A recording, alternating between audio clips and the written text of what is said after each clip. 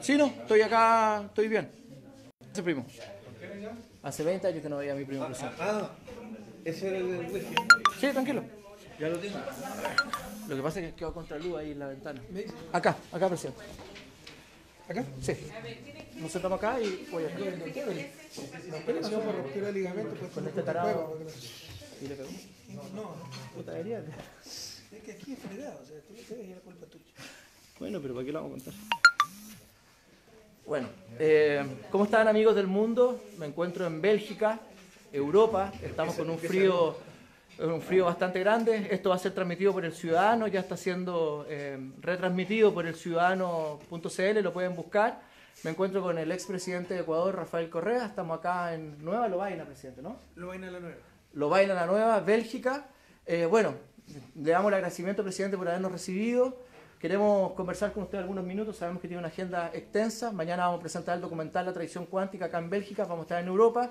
Agradecemos a los amigos de la Revolución Ciudadana Europea que se han portado espectacular. Gracias a ellos vamos a romper el cerco comunicacional. El documental no lo van a querer dar en Ecuador los grandes medios de comunicación, claramente porque contamos otro punto de vista. Pero bueno, vamos a lo importante. Presidente, ¿cómo se encuentra? ¿Cómo está viviendo esta situación de persecución política? ¿Cómo está viendo el país, su país, Ecuador? Bueno, Ecuador con mucha preocupación, ¿no? Aquí estamos bien, gracias a Dios, con la unión familiar, el apoyo a la familia. Trabajo no ha faltado, pero solo para abogados.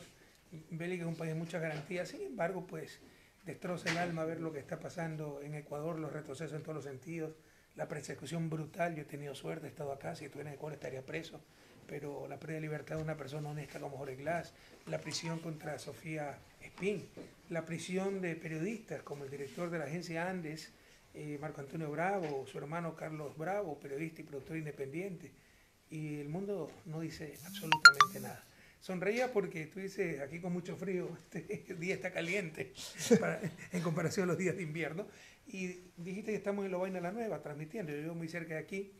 Lovaina la Nueva es la primera ciudad, la única ciudad fundada en los últimos 300 años en Bélgica. Hace 50 años esto era sembríos de papas, campos agrícolas, y se fundó por la separación entre la parte flamenca y la parte francesa de Leuven, que es una de las universidades más antiguas de Europa. ¿Por qué digo esto? Porque Yachay, nuestra universidad experimental de tecnologías experimentales, se creó con el modelo de Lovaina. Y este gobierno vino a decir que faltaba visión. O sea, si Lovaina se hubiera hecho con el gobierno de Lenín Moreno, no existiera. Gracias. Porque empezaron a buscar cada fallita. Aquí hay muchos habitantes de Lovaina, pregúntale cuántas fallas todavía hay. Y están para corregirse esas fallas, que son proyectos gigantescos. Pero si hubiera habido un gobierno como el de Lenín Moreno, Lovaina la Nueva no existiría. Esto, para decir los ecuatorianos, no se dejen engañar, la ignorancia es atrevida, el que es una audacia hablar de lo que no se sabe. Nosotros conocemos universidad, Yachay es fundamental, este es el modelo de Yachay. Esta fue, empezaron con 800 residentes, entre estudiantes, profesores y por ahí alguna familia. O son más de 30.000 y fue durante décadas la región más dinámica de Europa, y en este momento está rodeado por 4 campus industriales y comerciales, donde los chicos tienen más hacer pasantías, pero también hay investigación de alta tecnología. Nada de esto hubiera existido con un gobierno como el Lenín Moreno, que lo primero que hizo al llegar al poder fue criticar Yachay, decir que faltó visión, porque en lugar de hacerla en la ciudad, la hicimos lejos de la ciudad, que tampoco es verdad, porque Urcuquí es un cantón y está muy cerca de Ibarra, pero para ellos ciudad solo es Quito, Guayaquil, las grandes urbes. Y Ibarra es importantísimo también, esa es la mentalidad de esa gente. Esto, Lovaina, en Ecuador no existiría con un gobierno como Lenín Moreno. Y un comentario, presidente. Yo llegué antes y pude dar una vuelta por el lugar. Es un lugar bastante, o sea, para la realidad europea, bastante sencillo. Es una ciudad universitaria. Viven muchos jóvenes, por lo tanto, no veo su riqueza, no veo la plata de Odebrecht, no veo los sobornos, porque la verdad aquí viven estudiantes, viven jóvenes. No sé las mentiras que han contado los periodistas ecuatorianos, pero la verdad me parece una falta de respeto a la ética periodística, porque esta es una ciudad universitaria. Cualquiera que venga para acá va a ver que está lleno de jóvenes. No me imagino universitarios viviendo en palacios. Estas son casas bastante normales para lo que he visto en Londres, en otras partes de Europa. Es más, me atrevería a decir que incluso son hasta bastante más sencillas que lo que uno ve en otros lugares, ¿no? Así que para partir desmintiendo, que lo he podido comprobar con mis propios ojos. El corazón de la ciudad es la universidad. De hecho, nació como universidad con la planificación de que se convierta en una ciudad. Las construcciones son así, es uniforme, ladrillo, se hacen muy rápidamente, modelos medio estandarizados, muy sencillos, muy funcionales. Y sí, eso es lo que esa es la maldad y la falta de ética. Cuando vino este señor Ramiro Cueva, como no encontró ningún lujo, fue a filmar una distribuidora de Ferrari que existe en una ciudad cerca de aquí, a 10-15 minutos, que se llama Guabre. Las distribuidoras de carros de lujo que él filma no son de la ciudad donde yo vivo, son de otra ciudad, pero esa es la mala fe que tenemos que enfrentar. Bueno, no sé si recuerda, para mostrar que soy un corrupto, los de la posta, vinieron a filmar mis mansiones, no encontraron nada, averiguaron la dirección del novio, de la casa del novio de mi hija, y que vive en Ucle, que es un barrio acomodado de Cela, y fueron a filmar esa casa a decir que era mía, y que costaba $1 millón. O sea, ya no saben qué inventar. Bueno, presidente, es lo que está enfrentando todos los dirigentes progresistas en la región. Estamos viendo parece que un lawfare brutal. Sí, pues una cosa es vivirlo, otra cosa es contarlo. Así es. Por eso que estamos haciendo esta entrevista, también esta conversación. Presidente, los ecuatorianos, ¿cómo están viviendo la situación económica con respecto al shock neoliberal? Porque eso es lo que está haciendo Lenín Moreno con el paquetazo, estas contrarreformas. ¿Qué es lo que usted ve como economista, lo que va a pasar en el Ecuador con respecto al tema económico? Bueno, muy preocupado. El manejo económico ha sido pésimo porque han dado paso a la politiquería.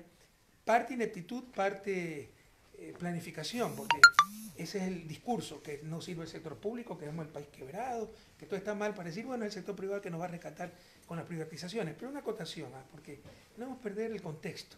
Por ejemplo, muchos han querido banalizar esta oposición mía al gobierno de Moreno, decir, bueno, es una pelea entre compadres, y fue porque yo no les dejaba gobernar, eso dijo la otra vez un embajador en un país donde me hicieron una entrevista. Ya se demostró que el 30 de mayo, es decir, 6 días después de asumir el mando, 30 de mayo del 2017, este señor recibía a Paul Manafort, ex jefe de campaña de Trump, y él, Moreno, le ofrecía entregar a Assange a cambio de que Estados Unidos le ayude en el gobierno. Es decir, desde el primer día este tipo fue un traidor. Y quién sabe si antes del primer día ya es el pacto con los socialcristianos en la primera vuelta electoral. Un tipo sin ética, sin escrúpulos, sin convicciones, y un cinismo impresionante. Puede decirte algo y a los 3 segundos mentir, como en la cadena nacional penúltima, que dijo, yo no voy a meter en la campaña electoral, pero no voten por este. O sea, es un tipo de un cinismo increíble, ¿no? Y los que lo conocemos, pues podemos ratificarte. Por ejemplo, que estaba contra la reelección. Pregúntale a Ricardo Patiño, todas las veces que nos ríamos, pues Rafael, tú tienes que volver, el país te necesita, el mejor ecuatoriano de toda la historia. O sea, es algo realmente patológico. Volviendo a lo económico, mira, el país está entrando en una muy fuerte recesión que se puede convertir en crisis, y no es por mala suerte, es por incompetencia, ineptitud o deliberadamente. Han tenido todos los factores a su favor. Por supuesto, con la prensa tergiversan todo, y lo que más falta en Ecuador son analistas serios. Pero un analista serio te va a decir que desde el último trimestre del 2016, después de haber pasado la de San Quintín, petróleo a menos de $20, una fuerte apreciación de la moneda nacional, el dólar, terremoto de 8 en escala Richter, casi 8. Después de haber pasado todo, ya recuperamos la economía en el tercer trimestre del 2016, el último trimestre creció y los 4 trimestres del 2017 creció. Y empieza a decrecer en el 2018. ¿Por qué? Porque estos tipos, como no encontraron financiamiento por culpa de ellos mismos, revisen, se le advirtió, por politiquería dijeron que estamos sobreendeudados. Por politiquería, Lenín Moreno sigue diciendo que recibió un país en crisis, destrozado. ¿Quién le va a prestar un país así? Lo que hicieron fue subir el riesgo país cuando el politiquero del Contralor, en febrero o marzo del 2018, nos puso hasta un informe de auditoría con responsabilidades penales porque dijo que estábamos sobreendeudados, lo cual es falso, que se había roto la ley, lo cual es falso. Pero mandó un mensaje terrible a los mercados financieros que han cerrado el financiamiento. Del 2017 crecieron por la inercia de nuestro gobierno. El 2018, pese a que el precio del barril está mucho más alto que los $42 presupuestados, por la imprudencia hicieron subir el riesgo país. Eso significa que te cuesta más endeudarte, financiarte, cuando pudieron reestructurar deuda. Además que se te cierran fuentes de financiamiento, por eso tuvieron que ir a rogar financiamiento a China, y por eso también quieren privatizar, porque no saben dónde sacar plata, aunque la privatización también puede ser un proceso deliberado de rifarse el Estado. Entonces, es clara la desaceleración de la economía. Probablemente en el 2018 crecimos menos del 1%, y probablemente en el 2019 decrezcamos, y es puro y simple mal manejo económico, ineptitud y tal vez una crisis inducida. Presidente, los medios de comunicación ecuatorianos e internacionales también, primero guardan silencio con respecto a la situación de Ecuador, no dicen nada. Hay un preso político que es Jorge Glass, ahora una nueva perseguida política que es Sofía Espín, había 2 presos políticos Fernando Alvarado y varios más, ¿no? Periodistas, Carlos Bravo, Marco Antonio Bravo y otro, Patricio Pacheco, Javier Lemos, pero no dicen nada. O sea, usted hacía eso y lo invadían. Por supuesto. Ya hace rato. Oye, con la consulta mañosa, el rompimiento constitucional, la toma de las otras funciones del Estado, pero en forma descarada, el atentado a los derechos humanos. O sea, ¿quién puede creer que un expresidente, o sea, hasta 2017 no tenía nada? Este dijo en octubre de 2017, en Perú, cuando ya las cosas están muy caldeadas, que quería verme preso y ahora tengo 20 procesos penales. ¿Quién puede creer en una tontería así? Entonces, no pudieron probarme 20 centavos en corrupción. Me acusaron de, por ejemplo, estar involucrado en el caso Singue. Primera vez en mi vida que escuchaba el nombre Singue por los periódicos. Y como no pudieron probar 20 centavos en corrupción, entonces me involucraron en secuestro, asesinato del general Gabela, asesinato de Fausto Valdivieso, un ex periodista, y a ver el 30 de ese ordenado dispararme yo mismo, ¿no? Porque a mí es que me dispararon. Ellos no saben qué hacer. Presidente, ¿cómo afecta? Porque los medios de comunicación hacen una trampa comunicacional que es hacer parecer esto como una pelea de políticos, de la gran política. Pero esto va a afectar a los ciudadanos comunes y corrientes, porque la explicación que tú hizo macroeconómica tiene una bajada microeconómica, que es que el ciudadano va a terminar pagando más, el shock neoliberal ya lo pagamos en Chile los más pobres, en Argentina lo están pagando los más pobres. ¿Cómo le va a afectar al ciudadano común y corriente, sea o no sea correísta, sea o no sea de izquierda? ¿Cómo le va a terminar afectando al ciudadano común y corriente del Ecuador lo que está haciendo Lenín Moreno? No cómo le va a terminar afectando, cómo ya le está afectando. Por ejemplo, la subida de los combustibles, que si querían eliminar subsidios, háganlo racionalmente, lo que nosotros estamos haciendo. Reemplazar cocinas de inducción por cocinas de gas y eliminas el subsidio del gas humanamente. No, cortaron todos esos programas, abrieron las importaciones y por eso también está explotando, dicho sea de paso, el sector externo. Pero no es que vamos a ver, ya estamos viendo.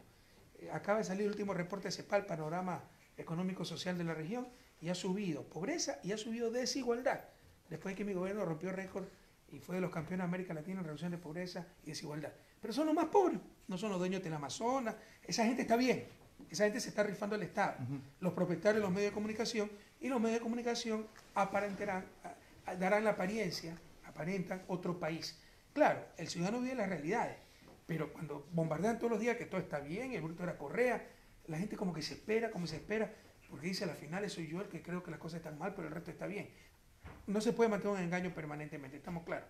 Pero aquí el gran opio, el nuevo opio de nuestros pueblos, se llama prensa corrupta, prensa burguesa, que es la que mantiene este Estado mantiene este gobierno, engañando a los ciudadanos. Presidente, ha existido una serie de rupturas constitucionales, lo denunció el abogado Rubén Jerez chileno, el diputado Hugo Gutiérrez, varias personalidades internacionales, casi todos legisladores, que les llama mucho la atención la ruptura constitucional. ¿Cómo es posible que después de 10 años de Revolución Ciudadana, en menos de un año, se haya roto todas las normas constitucionales? ¿Qué le pasa al pueblo ecuatoriano que no ha reaccionado? ¿Los políticos? ¿Qué le hace falta a la oposición, a Lenín Moreno, para activarse, presidente? En 10 años de estabilidad se acostumbró ya a no votar gobierno. Pero antes de mi gobierno... O sea, ese fue culpa de Correa. Ese fue culpa de Correa. Porque en 10 años, antes de mi gobierno, en 10 años hubo 7 presidentes.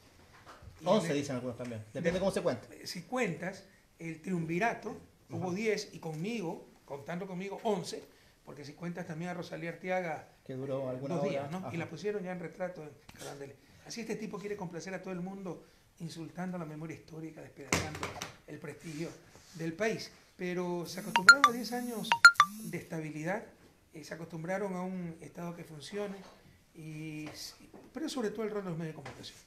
El rol de los medios de comunicación. Este gobierno no tiene ningún apoyo popular, ninguna fuerza popular, pero tiene la fuerza económica, tiene la fuerza del Estado. Se han tomado Consejo Nacional Electoral, Justicia, Corte Constitucional, Contralor, Procurador, y tiene la fuerza mediática, que para mí es la mayor fuerza en el siglo XXI, y la fuerza más difícil de combatir, porque combate esa fuerza y dice atentado a la libertad de prensa. O sea, a todo el mundo le caen mal los banqueros, por ejemplo. Puedes pelear contra el capital financiero, pero es más difícil pelear contra el poder mediático, pero es el nuevo opio de nuestros pueblos. Nuestras democracias se han convertido en democracias mediáticas, donde ya no manda el ciudadano sino los medios, es decir, dejaron de ser democracia. Y es uno de los grandes desafíos que tenemos que enfrentar. Pero el rol de los medios ha sido desastroso y son los que tienen como una especie de un sueño al pueblo ecuatoriano, adormecido al pueblo ecuatoriano. Ajá. Presidente, ¿vía electoral o vía protesta ciudadana? Porque se da la dicotomía, he estado revisando las redes sociales, mucha gente dice, es un error que participemos políticamente en las elecciones, algunos grupos más extremos, otros dicen, no, hay que radicalizar las protestas callejeras. la experiencia nos dice que a Pinochet, a los grandes dictadores, se hizo una combinación de ambos, ¿no? Un proceso electoral y un proceso de movilización. Una cosa no quita la otra. ¿Cómo ve usted ese panorama para poder recuperar la democracia? Porque ya no es un tema de izquierda contra derecha, es un tema de recuperar la democracia y el Estado de Derecho en el Ecuador, que ha sido gravemente vulnerado. Pero a la derecha no le importa el Estado de Derecho. Se llenaba la boca hablando de democracia y derechos humanos y son los primeros en pisotearla. No nos engañemos. A ellos les interesa el poder, seguirnos dominando. Y durante 10 años no dominaron. Y nosotros tenemos el poder popular, pero tienen el poder del Estado, el poder mediático, el poder económico, y tienen como asfixiado a ese poder popular. Mira, el que plantea esto de no participar en elecciones parece una genialidad tremenda y como tú lo has dicho, no son cosas excluyentes. Hay que ganarle las elecciones, que va a ser muy difícil, no porque no tengamos el apoyo popular, sino que ellos manejan el Consejo Nacional Electoral, no aceptaron la auditoría de la OEA, rechazaron la norma de calidad ISO 9000 que les obligaba a hacer auditorías cada 3 meses, y está en manos de los social cristianos y sabemos cómo actúan los social cristianos. Eso va a ser la feria de la alegría. Así que va a ser muy difícil ganar en esas condiciones con un CNE tan corrupto, tan ineficiente, tan desorganizado. Se están viendo unas cosas terribles, pero hay que participar. Y eso no excluye la movilización ciudadana. Yo creo que este gobierno no dura, o sea, es demasiada su ineptitud, su incapacidad. Después de 20 meses solo pasan hablando de correo, o sea, no han hecho nada. O sea, incluso, créeme que si criticaban nuestra obra y ellos hacían una obra mejor, bueno, chapó, como dicen aquí en Bélgica, en francés, ¿no? Nuestro reconocimiento. Pero no, destruyen todo y no hacen nada. Es decir, la mediocridad y la ineptitud en su más pura expresión. Entonces, yo creo que no va a durar mucho. Pero eso lo vamos a lograr con victorias claras en lo electoral y con fuerte movilización en las calles. Mira que a Pinochet no lo vencieron con la movilización, lo vencieron con la victoria electoral del plebiscito. Presidente, ¿cómo se enfrenta esta persecución judicial y por qué el silencio de países serios? Por ejemplo, la Comunidad Europea, que tanto habla de otros países. Porque he estado investigando y descubrí, por ejemplo, que el vicepresidente Jorge Glass tiene pasaporte alemán. No sé si usted sabía, pero él tiene pasaporte alemán. Y por lo tanto a mí me llama la atención que la Comunidad Europea, siendo tan seria, defendiendo los derechos humanos, la estabilidad, dejen que alguien que tiene pasaporte alemán esté siendo perseguido político, con un delito derogado, que esté preso en condiciones muy malas, su estado de salud también pésimo. ¿Cómo se explica este silencio de la Comunidad Europea? No vamos a preguntar a Estados Unidos porque entendemos por qué, ellos tienen su interés, pero me llama la atención que países como Alemania, países como España, que tienen un desarrollo democrático, no digan nada. También tiene sus intereses, todos intereses, pero además hay una desinformación total, ¿no? Y eso pasa por la prensa nacional. No nos engañemos, o sea, hay una conexión entre prensa internacional y prensa nacional y muchas veces lo que llega a la prensa internacional es a través de la prensa nacional. Si la prensa nacional es cómplice de lo que está pasando, Europa no se da cuenta, aunque algunas cosas sí sabe y ha mirado para otro lado. Esto, mira, yo he vivido en Europa, y vivo en Europa, y vivo en Estados Unidos. Aquí hay problemas también con la prensa, pero nada que ver. Cuando vinieron a hostigarme, a acosarme, a atacarme, 3 periodistas, uno una vez y otro, un par otra vez, era difícil aquí para la gente entender. Porque para ellos un periodista es alguien bueno, que viene a decir la verdad. Habemos algunos buenos. Para ir a la prensa, mi hija estudia periodismo. ¿Ya? Pero hay periodistas terribles. Y la figura en América Latina no es el periodista honesto, perseguido por un político corrupto y malvado, sino frecuentemente lo contrario. Un político honesto perseguido por periodistas deshonestos y malvados. Pero además, aquí la prensa, la visión es, como dicen los anglosajones, watchdog of democracy, los perros guardianes de la democracia. Hayan sido los perros guardianes de la dictadura. Y cualquier cosa que esté en función de sus intereses lo apoyan, como la ruptura constitucional en Ecuador, pero como el golpe de Estado de Pinochet en Chile con Diario del Mercurio, o como O Globo con el golpe de Estado de 1964 en Brasil. Pero eso no se entiende en Europa. Y llegan las noticias a través de los medios, y tú sabes que hay un blindaje mediático brutal para esconder cualquier cosa y para justificar cualquier cosa. O sea, la prensa, si a mí me acusan de asesino y al día siguiente aparece vivo el supuesto muerto, dicen que resucitó, pero que soy culpable de asesinato. O sea, cualquier cosa. Bueno, presidente, no queremos quitarle mucho más tiempo. Un mensaje de esperanza, de ánimo, de construcción de lo que viene, porque me da la sensación que la gente en Latinoamérica reconoce que lo que se hizo en Ecuador, yo viví en Ecuador, vi que era un socialismo moderado, tampoco era una radicalización absoluta, el mercado funcionaba, pero habían derechos sociales, el cambio en infraestructura. Hay gente en Chile que dice, yo quiero correr a presidente, hay gente en Uruguay, yo quiero a correr a presidente, aunque ellos tienen a Mujica, en Argentina. Presidente, ¿cuál es su mensaje al pueblo latinoamericano, al pueblo ecuatoriano? como un líder de la izquierda internacional desde el punto de vista de la esperanza, de la fe y de recuperar este mal momento, porque lo están pasando mal en Brasil, lo están pasando mal en Argentina, lo estamos pasando mal en Chile, hay gobiernos de derecha que son atroces, y al final del día, ¿cuál es el mensaje que nos queda para seguir dando la lucha a los que creemos en los derechos humanos, en la justicia social y en otros valores, ¿no? Una acotación, ¿no? La ciencia y el arte es gobernar al mercado, no negar al mercado. Gobernar la económica. Lo que tiene es como Estado, como gobierno, como acción colectiva, como sociedad, dominar ese mercado para que rinda los frutos socialmente deseables. Pero el mercado, hay cosas que hace bien, ahora hay muchas cosas que hace mal. Hay que regularlo. Y el Estado debe complementar ese mercado y regularlo, pero no tratar de sustituirlo en todas las instancias. En algunas sí, porque creo que el rol del Estado se ha exagerado muchísimo, como el supuesto mercado de trabajo, como que si el ser humano fuera una simple mercancía, y otras muchas cosas, los sectores estratégicos, etc. Sobre la esperanza, sí, mira, yo soy un optimista por naturaleza y en el largo plazo siempre soy optimista, en el corto plazo soy realista. Las condiciones son muy duras actualmente, ¿no? Esta gente está dispuesta a destruirnos, pero estoy seguro que las cosas van a cambiar. Ellos son los primeros en saber que las cosas van a cambiar. ¿Por qué creen que tratan de destruirnos, incluso físicamente? ¿No? El problema es cuánto tiempo toma y a qué costo, cuánto destruirán. Tú hablabas hace un momento de lo que se destruyó en un año. Esa es una de mis grandes decepciones. Yo sí creí que habíamos construido un país más fuerte en sus instituciones. Yo no conozco ningún juez de la Corte Nacional. Decían que yo manejaba la Corte. No los conozco. Todos fueron elegidos por concurso de merecimiento. Para que muchos se mueran de miedo, si no es por corrupción, ante la primera presión mediática y hagan barbaridades como las que hemos visto, por ejemplo en el caso Balta. Entonces es una gran decepción ver la fragilidad que tuvo el país, la fragilidad institucional y lo fácil que un traidor, en una democracia donde ya no necesita ganar elecciones, sino comprar al que ganó las elecciones, ¿ya? Un traidor pudo destruir tanto en tan poco tiempo. Pero cuando ves en perspectiva, esa es la historia. Esa es la historia de la República. Muchos creen que la humanidad nació con la democracia, fue una lucha permanente para los derechos humanos.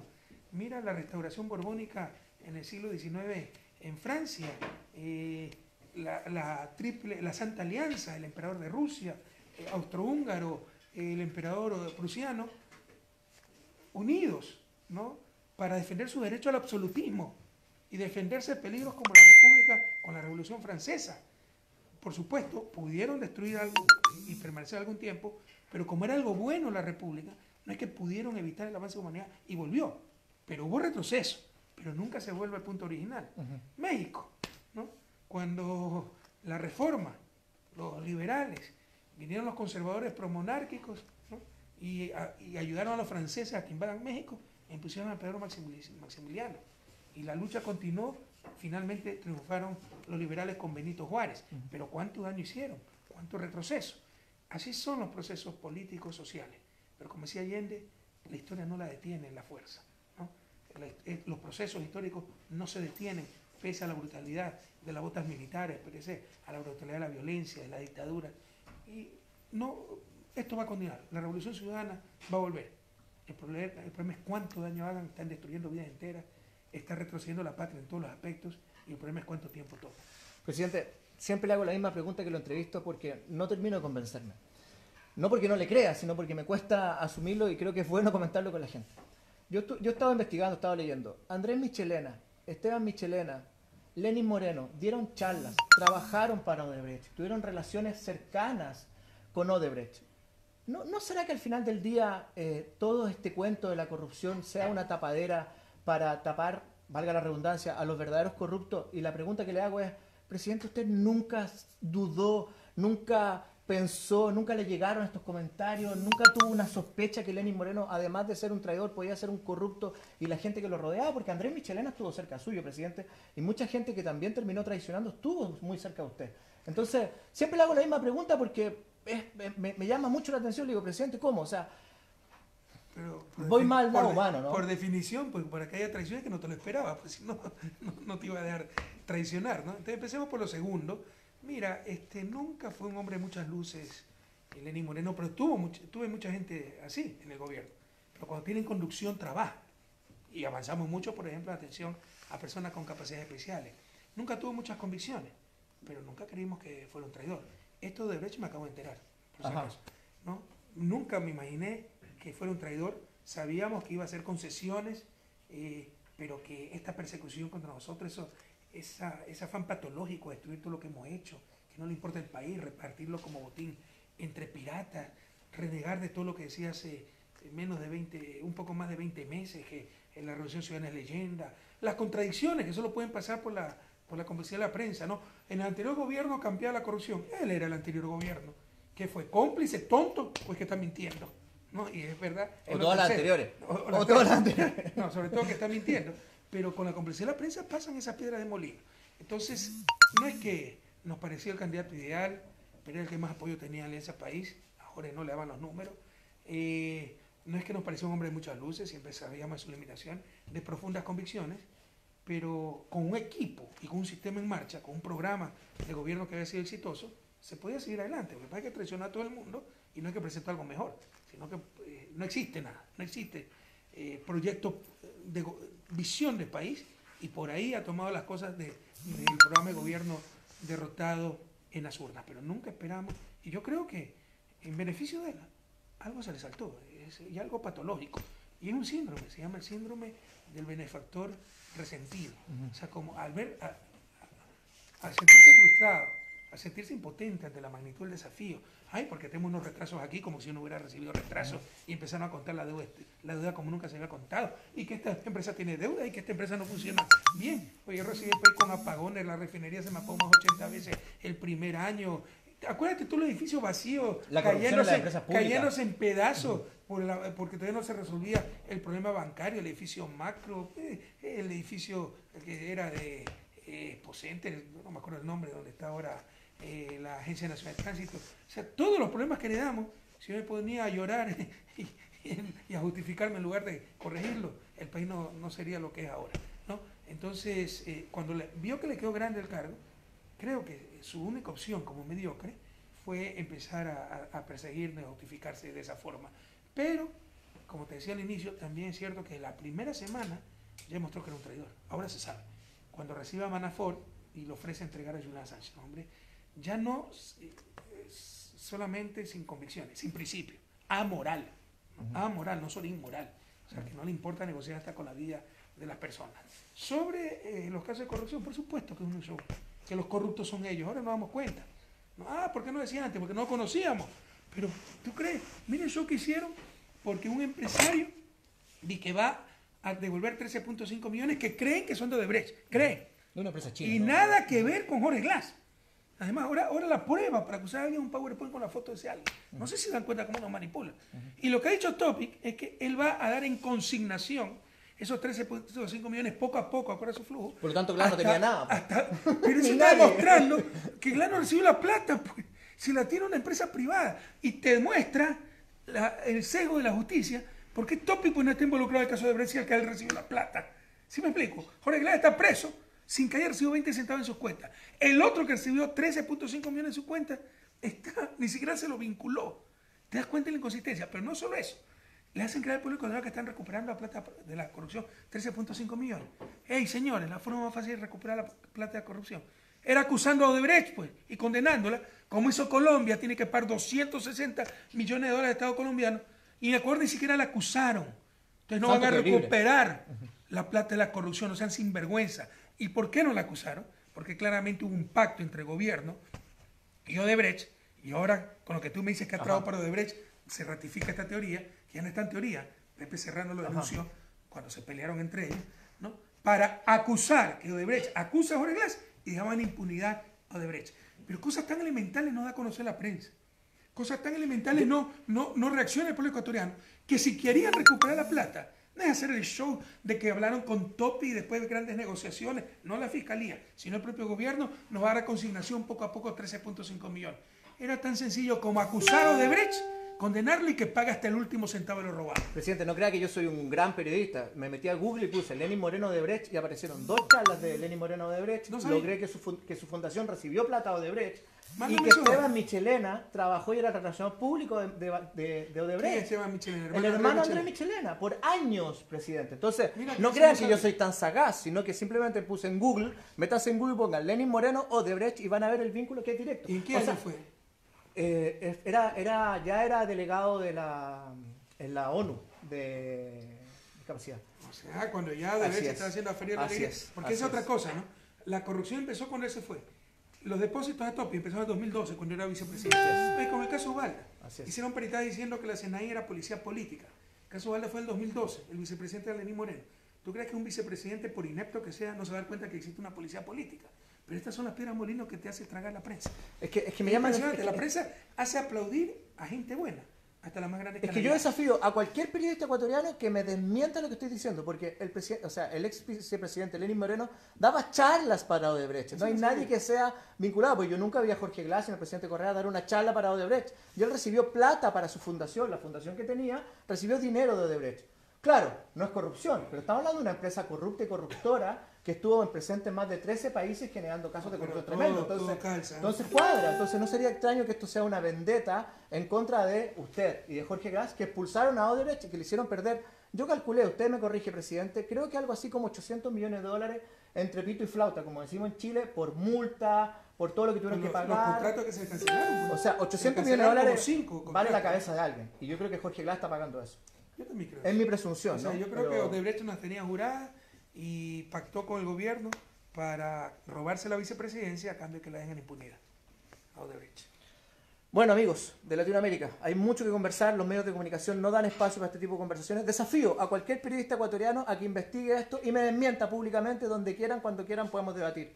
Aunque a mí ya no me invitan a ningún medio, a ningún medio. A usted tampoco, presidente. La única vez que un gran medio del Ecuador se ha comunicado conmigo por WhatsApp es para preguntarme cómo pago mis abogados. Porque además entonces tengo que dejar que me aplaste. Porque si yo tengo para pagar abogados es que he robado, ¿no? Creen que estoy pagando una millonada. Sacaron que tengo 20 abogados que les pago, ¿cuánto era? ¿Cuánto dijeron? 800 euros la hora, tontería y media. Entonces me escribieron para preguntar cómo pago abogados, porque además quieren que no me defienda. Increíble. Bueno, hay Rafael Correa para rato, lo ven acá muy activo, muy preocupado también por lo que está pasando, por la persecución política. Hacemos un llamado a la comunidad internacional a asumir, a investigar. Jorge Glass tiene pasaporte alemán, por lo tanto es un ciudadano de la Comunidad Europea, si me pueden corregir también. Y yo no creo que el gobierno alemán va a dejar que cualquier ciudadano sufra lo que está sufriendo Jorge Glass. Sofía Espín también perseguía, Fernando Alvarado, tantas personas que sin ningún tipo de causa. La asambleísta Espín la terminaron sacando el cargo en una elección popular por una sospecha de una visitar a la cárcel. Inconstitucional por los 8 costados, como decimos. Bueno, estamos viendo la realidad cuántica. Mañana en Bélgica estrenamos el documental de Tradición Cuántica. Va a estar presente el presidente. Se lo agradezco, presidente. Gracias por siempre la gentileza que tiene conmigo y con nuestro equipo. Es un equipo el que está trabajando acá, de ecuatorianos, chilenos. El documental lo financiaron los propios ecuatorianos. Hay gente que ha dicho la corrupción de Correa financió el documental. No, fueron los ecuatorianos que con $1, $10 financiaron el documental. Es otra cosa interesante, ¿no? Ellos mismos. Yo soy el corrupto. Mira las contradicciones. ¿No? Y que hay que descubrir la ruta del dinero y recuperar la plata. Están reconociendo que no tienen pruebas. Si no tienen pruebas, ¿cómo pudieron acusar de corrupto a todo el mundo? O sea, el primer paso para poder acusar de corrupto a alguien es que encuentro la prueba. Ha tenido en su cuenta $1 millón depositados en coima. Todavía no los encuentran. ¿Y qué es lo que dicen los periodistas más corruptos y más entreguistas? Que es que no han buscado bien. No es que no existe, es que no han buscado bien. ¿Tú crees que no han buscado bien después de 20 meses de tanto odio con toda la prensa, con todo el Estado, con todos los poderes? Es que no existe, porque somos gente honrada. Pero sigue la patraña, pero reconocen, con esa barbaridad reconocen que todo esto ha sido un show sin las pruebas. Bueno, amigos, los dejamos. El presidente Rafael Correa desde Bélgica, largo viaje. Hace frío, presidente, aunque me diga que no. Yo vengo de 30 grados de Santiago de Chile, así que hace frío.